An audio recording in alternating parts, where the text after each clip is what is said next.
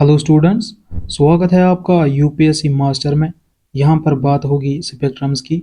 A brief history of modern India fully revised edition है, latest edition है और UPSC के पर्सपेक्टिव से बहुत ही ज़्यादा इम्पोर्टेंट ये बुक आप खरीद लीजिए और मेरे साथ बैठ के पढ़िए। तो अगर आप मॉडर्न इंडिया की स्पेक्ट्रम स्किप कर देते हैं तो समझिए आप इस एग्ज़ाम के पार्ट नहीं हैं। Clearly you are not a part of this examination. तो आप ये बुक खरीद लीजिए और सामने रख के मेरे साथ ये बुक स्टार्ट कीजिए, ठीक है। तो डायरेक्टली आते हैं थर्ड चैप्टर पे। फर्स्ट टू चैप्टर जो है अभी इम्पॉर्टेंट नहीं है आपके लिए। थर्ड चैप्टर पे आते हैं जिसकी heading advent of Europeans in India है। तो हेडिंग सुन के आपको समझ आ ही गया होगा हम आखिर बात करने वाले हैं यूरोपियंस की। कब यूरोपियंस हिंदुस्तान में आए, भारत में आए और इंडिया में आए। हाँ दोस्तों, इस इंडिया के और भी दो नाम हैं, वो भी हम आगे जाके अच्छे से पढ़ लेंगे, डिटेल में पढ़ लेंगे और समझ भी लेंगे। तो चलिए स्टार्ट करते हैं थर्ड चैप्टर। आपकी जो बुक है इस पे लिखा है दो हुई talk of ancient medieval modern periods in history. तो यहाँ पर बात हिस्ट्री की हो रही है, यानी हमें इस हिस्ट्री की मीनिंग सबसे पहले समझनी है। हिस्ट्री इज़ अ कॉन्टिन्यूटी, यानी इसमें एडिंग्स होती रहती है, पास्ट इवेंट्स, प्रेजेंट इवेंट्स, तो ये हिस्ट्री बनाती है, ठीक है। अभी मैं आपको एक छोटी सी एग्जांपल देता हूँ। आप सबको पता ही है अभी मणिपुर में क्राइसिस चल रहे हैं, आगे जाके वो हिस्ट्री बनेगी।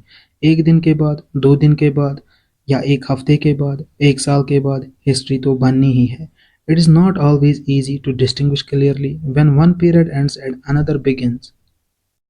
ये बोलना भी इतना आसान नहीं है एक पीरियड ख़त्म कब हुआ और दूसरा पीरियड कब स्टार्ट हुआ, वो हम अच्छे से पढ़ लेंगे। तो बात करते हैं यूरोपियंस की। जब यूरोपियंस यहाँ पे आए, यानी जब यूरोपियंस इंडिया में आए, अगर हम इस पीरियड को यानी 15th सेंचुरी को मॉडर्न इंडिया की बिगिनिंग समझते हैं तो हमें ज़रूरी मिडीवल पीरियड में जाना ही जाना है। That is the 15th century itself. वो क्या है? 15th century. 15th सेंचुरी एक ऐसा टाइम है, यानी वो टाइम जब मुगल्स भी नहीं यहाँ आए थे, यानी उनके एम्पायर बिल्ड करने से पहले की बात हो रही है।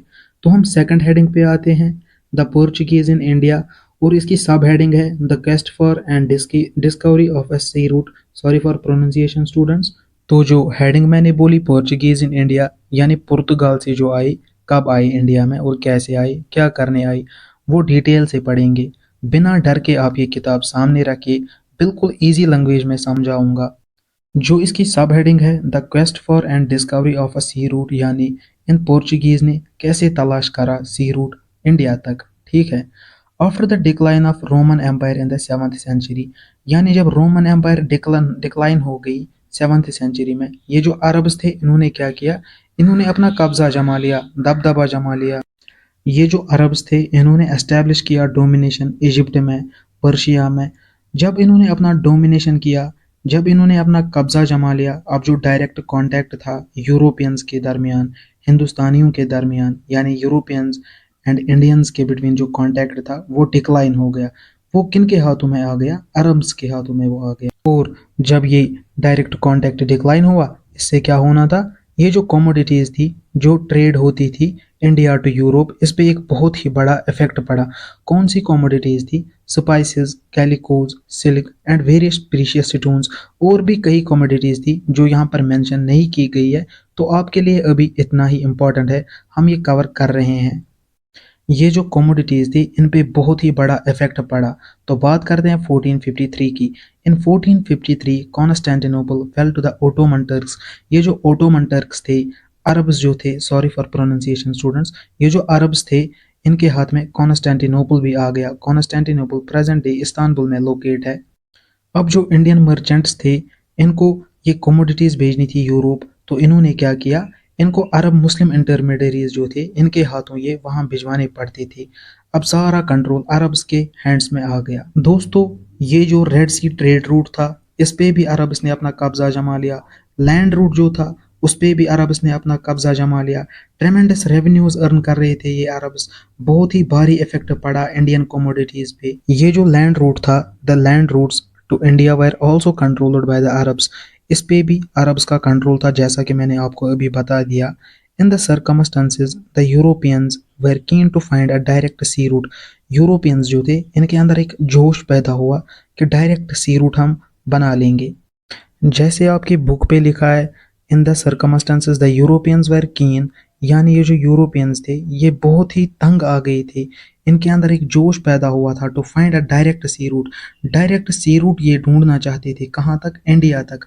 अब जो ये 15th सेंचुरी का टाइम था यूरोप में, तो आपकी बुक पे लिखा है 15th century Europe was gripped by the spirit of renaissance. ये जो यूरोप था 15th सेंचुरी के दौरान, वहां पे रिनेसांस का टाइम चल रहा था, एक्सप्लोरेशन का टाइम चल रहा था। At the time Europe made great advances. 15th century Europe was gripped by the spirit of Renaissance with its call for exploration। ये जो टाइम था 15th century यूरोप में, वहां पर रिनेसांस का टाइम चल रहा था, with its call for exploration। At the same time, उसी वक्त simultaneously, Europe made great advances in the art of ship building. Europe में क्या चल रहा था? शिप बिल्डिंग चल रही थी। नेविगेशन, नेविगेशन क्या होता है? The art of science of determining the position of ships. बात करते हैं 15th सेंचुरी यूरोप की। क्या चल रहा था यूरोप में? रिनेसांस का टाइम चल रहा था। At the same time Europe made great advances, यानी बड़ी ही शिप बिल्डिंग की तैयारियां चल रही थी। नेविगेशन चल रहा था। नेविगेशन क्या होता है? जो शिप्स में लगा रहता है पोजीशन डिटरमाइन करने के लिए, वो कंपास जिसे हम कहते हैं। There was an eagerness all over Europe for adventurous sea voyages to reach unknown corners of the east.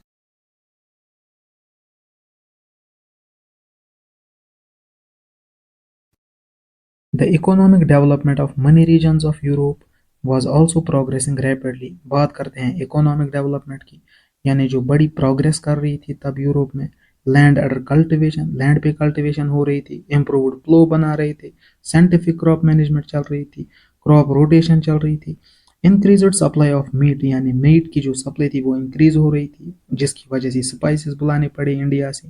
Prosperity also grieve, यानी इनकी जो दौलत थी, इनकी जो वेल्थ थी यूरोपियंस की, वो भी बढ़ रही थी, जिसकी वजह से ओरिएंटल गुड्स जो थे, यानी जो ईस्टर्न गुड्स थे, बताइए कमेंट्स में ईस्टर्न में कौन सी कंट्रीज आती है, कहाँ कहाँ की कमोडिटीज इनको चाहिए थी। यानी जो ये ईस्टर्न गुड्स थे, ईस्टर्न से जो गुड्स आते थे, मैं एक एग्जांपल देता हूँ एक ईस्टर्न कंट्री की। इंडिया है, चाइना है, म्यांमार है, बाकी आप कमेंट्स में बता दीजिए। इनसे जो गुड्स आते थे इनकी सप्लाई इंक्रीज हो रही थी, इनकी डिमांड बढ़ रही थी यूरोप में। तो आगे बढ़ते हैं, वेनाइस एंड जिनोवा, जो कि दो पोर्ट्स है यूरोप के। इनके साथ काफ़ी ट्रेड हो रहा था सबसे पहले ओरिएंटल गुड्स में, यानी ईस्टर्न गुड्स में। अब ये भी ओटोमन टर्क्स के सामने आ गए थे, इनको भी इनके सामने झुकना पड़ता था। Major exploration on their own, आपकी बुक पे लिखा है।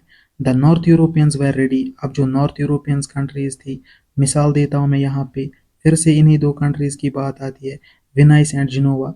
ये रेडी थे हेल्प करने के लिए पुर्तगाल एंड स्पेन को with money and man. Even the Genoese were ready, यानी जो जिनोआ के लोग थे ये भी रेडी थे हेल्प करने को। ये शिप्स देने को तैयार थे, टेक्निकल नॉलेज देने को तैयार थे। It is also to be noted that the Portugal had assumed the leadership in Christendoms. बताइए क्रिश्चियनडोम क्या है? क्रिश्चियनडोम उस जगह को कहते हैं जहाँ पे क्रिश्चियंस मेजोरिटी में रहते हैं, यानी क्रिश्चियन स्टेट।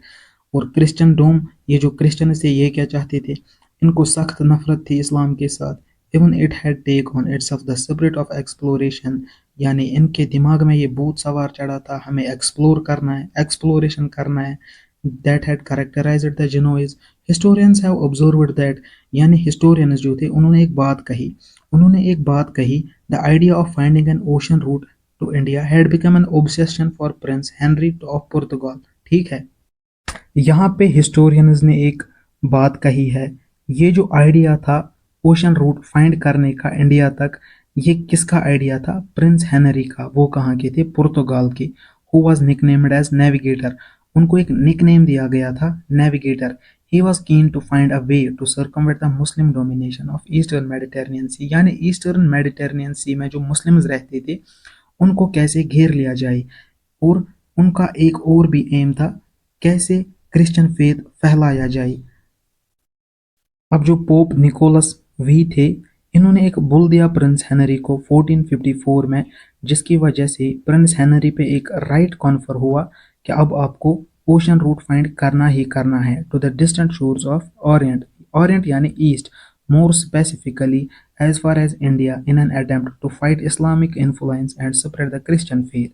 Islamic influence से fight करना and spread the Christian faith यानी Christianity को फैलाना. However, Prince Henry died before his dream became reality. उनका सपना पूरा होने से पहले ही उनकी मृत्यु हो गई. तो आइए बात करते हैं ट्रीटी ऑफ टोर्डेसियाल्स की. टोर्डेसियाल्स कुछ भी नहीं है, बस स्पेन में एक जगह है. ठीक है स्टूडेंट्स, तो बात करते हैं 1494 में ट्रीटी की गई. The rulers of Portugal and Spain divided the non Christian world between them by an imaginary line in the Atlantic under this treaty. इस ट्रीटी में क्या किया गया? नॉन क्रिश्चियन वर्ल्ड को डिवाइड किया गया पुर्तगाल एंड स्पेन से some 1300 miles west of the Cape Verde islands, यानी जहां पर कैप वर्ड आइलैंड्स लोकेटेड है उसके वेस्ट में आप चलिए, वहां पे एक इमेजिनरी लाइन डाली गई. Under the treaty Portugal could claim and occupy everything to east. पुर्तगाल को बोला गया, यानी उसको ये हक दिया गया, ये पावर दी गई, आप ऑक्यूपाई कर सकते हैं कुछ भी ईस्टर्न साइड में. और स्पेन को ये पावर दी गई कि आप कुछ भी ऑक्यूपाई कर सकते हैं वेस्ट में. द सिचुएशन वाज दस प्रीपेयर्ड फॉर द पोर्चुगीज, यानी पोर्चुगीज के लिए एक ऐसी सिचुएशन बन गई, बहुत ही खतरनाक सिचुएशन बन गई कि अब इनको ईस्ट में कुछ भी ऑक्यूपाई करना है. तो ईस्टर्न साइड से कौन कंट्री आ रही थी? Eastern countries. ठीक है, मैंने अभी भी तीसरी बार बोल रहा हूं मैं आपको, यानी ईस्टर्न साइड से इंडिया आ रहा था, चाइना आ रहा था, जहां से इनको कमोडिटीज मिल रही थी, स्पाइसेस, कैलिकोस, प्रीशियस स्टोन्स, जिन पे इफेक्ट पड़ा था. अब इनको वहां जाके दबदबा फैलाना था, क्रिश्चियन फेथ फैलाना था. तो चलिए आगे बढ़ते हैं. It was in 1487 that the Portuguese navigator, यानी पुर्तगाल का एक नेविगेटर था जिसका नाम बार्थोलोम्यू दियास. बस एक खतरनाक नाम लग रहा है लेकिन बहुत ही इजी नेम है, आप अच्छे से पढ़िए. बार्थोलोम्यू दियास इसका नाम था. Rounded the Cape of Good Hope. Cape of Good Hope जो है साउथ अफ्रीका में लोकेटेड है. इसने सेल किया वहां पे ईस्टर्न कोस्ट तक. He was well convinced that, इसको लगा कि अब बहुत टाइम के बाद sea route to India had been found. It was only after 10 years, लेकिन 10 साल के बाद एक्सपेडिशन स्टार्ट किया पोर्चुगीज शिप्स ने सेट आउट फॉर इंडिया. कब? 1497 में. एंड अराइव्ड इन इंडिया, और वो इंडिया में पहुंचे भी. ठीक है, in slightly less than 11 months. It was only 10 years later that an expedition of Portuguese ships set out for India. 10 साल के बाद क्या हुआ? जब बार्थोलोम्यू दियास निकले थे, उसके निकलने के बाद ठीक 10 साल बाद क्या हुआ?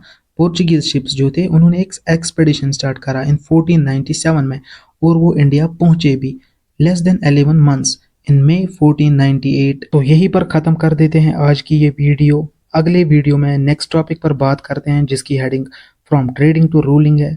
स्टूडेंट्स, आई होप आपको वीडियो पसंद आ ही गई होगी, तो ज़रूर लाइक करें, सब्सक्राइब करें. Do like and subscribe. Thank you.